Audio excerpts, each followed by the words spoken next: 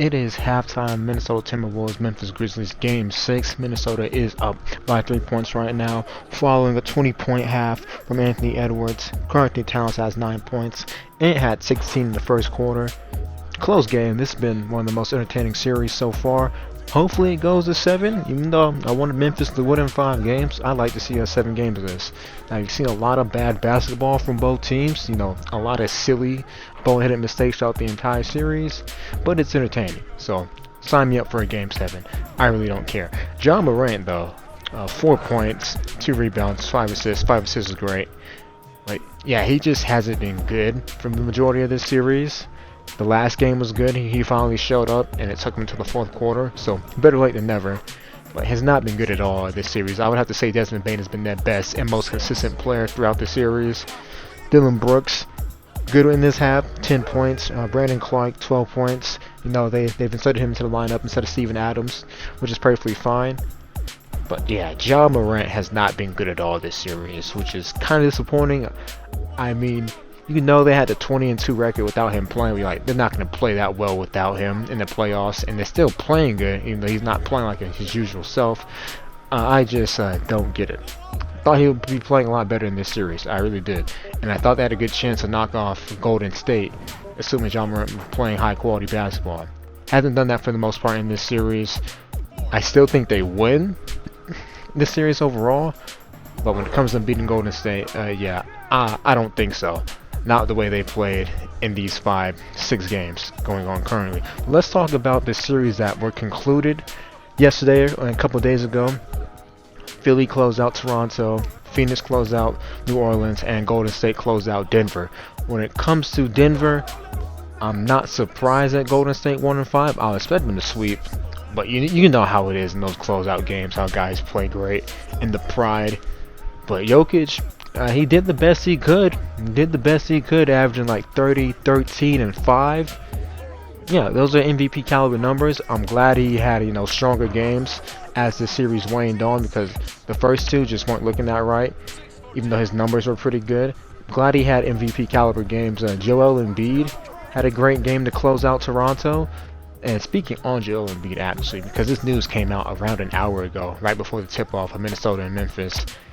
Yes, he has an orbital injury and he is concussed, which means he's going to miss some time in that next series against Miami.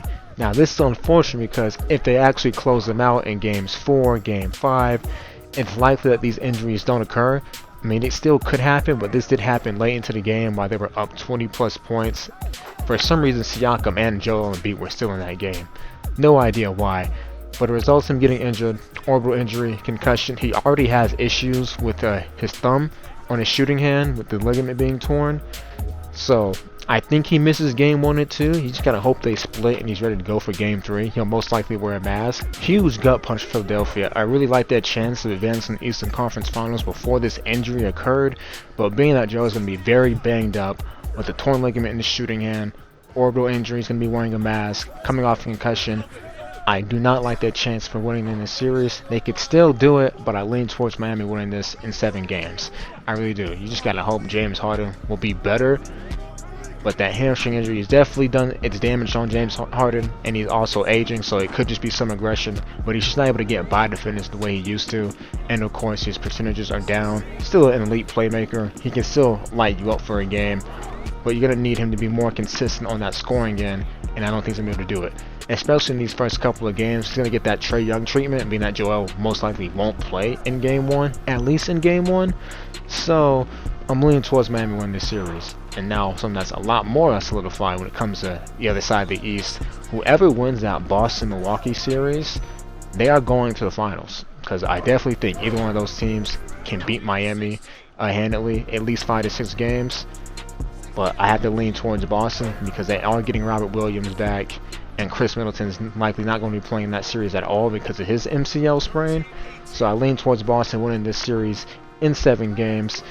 Giannis is a different player than KD, so having Al Horford and Daniel Theis isn't going to work as much. But I still think that defense will be enough to contain the other players. Drew Holiday, Grayson Allen, Bobby Portis, Brook Lopez, whoever. I think it'll be enough to contain them, and being that they don't have another scoring threat or at least another explosive scoring threat like Chris Middleton, it gives them the upper hand in that series. So whoever wins that series, they go to the finals. I got Boston winning that in 7 games.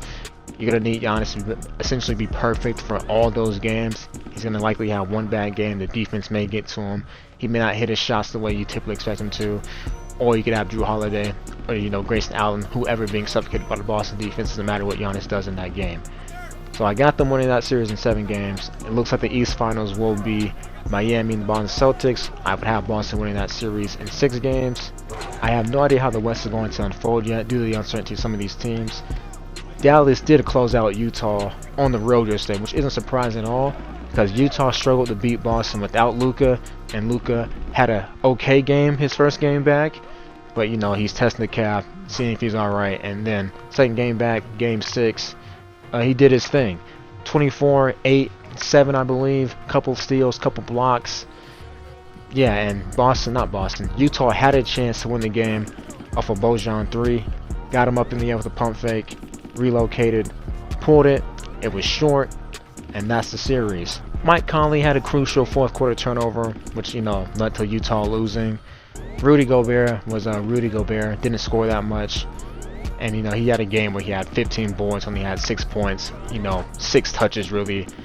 It's not surprising. Rudy being weak on the perimeter end isn't really what I'm complaining about, or what Jazz fans should be complaining about. It's the fact that he can't punish teams when they go small, which is his bigger issue, because he doesn't have the offensive bag like other bigs, and that's kind of why he doesn't get the ball as much, because while Rudy should get the ball more, when his teammates give him the ball, he's clumsy with it, he doesn't finish properly, they decide, alright, let's take a Bojan, Jordan Clarkson, Donovan Mitchell 3 instead.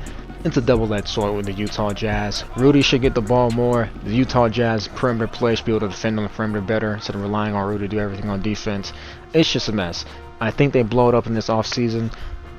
Quinn Snyder, there's been links in with the Lakers, same with Nick Nurse. We'll wait and see, and I'll do a video about that later. Probably after all these series in round 1 are done. Suns and Pelicans in game 6. Phoenix closed out the game. DeAndre Ayton was great, and the role player stepped up. Booker came back, had an alright game, just testing out the hamstring, getting himself right for the next series. Chris Paul, the point guard, didn't miss. I shit you not, he did not miss. 14 for 14 from the field, made all his free throws, believe he made all his threes, only took like 1 or 2. Terrific game from Chris Paul. I mean, he broke one of Wilt Chamberlain's record when it came to the most field goals made without a miss. Suns are just a really good squad, a very deep team. Looking forward to seeing what they do in the next round. When it comes to the New Orleans Pelicans, they have a lot of great building blocks. You like to see Zion play next year. You like to see what they do with Jose Alvarado, Herb Dean, their rookies. They should be a force next year as well. A lot of potential. They do have a lottery pick that they got from the Lakers coming up this year. And you just hope, being that it's a lottery pick, the guy they pick doesn't miss. So they should be a great squad in the next couple of years. They really should. Or they could move the lottery pick, get a bona fide star, maybe. Don't think they'll do that. I think they'll just go on drafting the guy. They will be an interesting team to watch for sure in the future. I will have a more complete playoff picture of the Western Conference after tonight's game. There are no games tomorrow, whether or not Minnesota or Memphis wins tonight. So that'll be the perfect time to make that video, actually. Looking forward to the rest of this game, though. I think we're going to get 7 games. Minnesota was up 3 at halftime. Looking forward to the rest of this game, though. There will be some boneheaded decisions by both teams. I believe it'll be close at the very end. I still think Minnesota pulls from out, though, just based off the way Cat and Ant was playing to start this game off, and the slow start John Morant got himself off to. Looking forward to making that video tomorrow, though. Out the way, ladies and gentlemen, y'all stay safe. I'm out.